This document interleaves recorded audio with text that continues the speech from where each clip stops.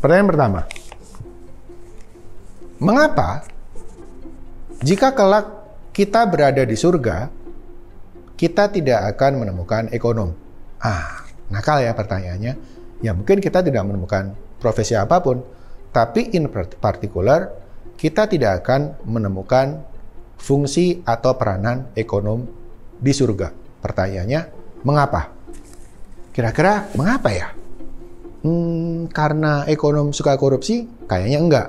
Tapi jawabannya adalah jawaban yang kita bahas di pertemuan pertama kuliah. Jadi, prinsip dasar ekonomi itu dibangun dengan pendekatan bahwa resources itu scarce. Jadi terjadi scarcity in resources. Jadi misalnya, ya, suatu negara hanya memproduksi 2 barang, yaitu beras dan mobil, maka dia bisa memproduksi di banyak titik. Ada di titik A, titik B, titik C, D, dan E. Nah, titik-titik ini adalah kemungkinan bagaimana suatu negara memutuskan berapa banyak barang yang akan dia produksi. Oke, misalnya negara memproduksi di titik A. Apakah ini mungkin? Mungkin. Tapi menjadi tidak efisien karena tidak semua resources terserap dalam proses produksinya.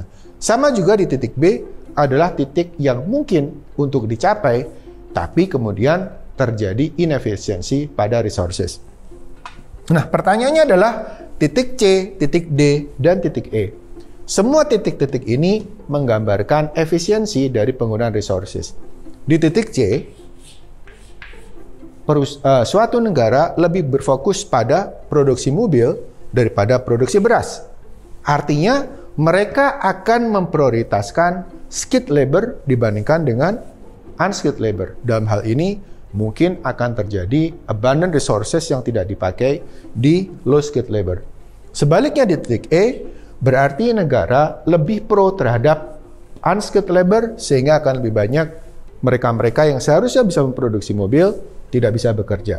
Nah, peranan ilmu ekonomi adalah memikirkan pilihan-pilihan antara C, D, dan E ini, mana yang akan menimbulkan opportunity cost terkecil.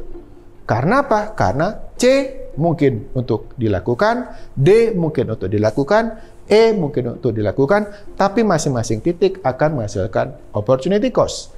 Dan seperti kalian tahu, opportunity cost adalah benefit yang hilang akibat kita memilih suatu opsi sehingga kita kehilangan benefit dari second best option dari opsi yang lain.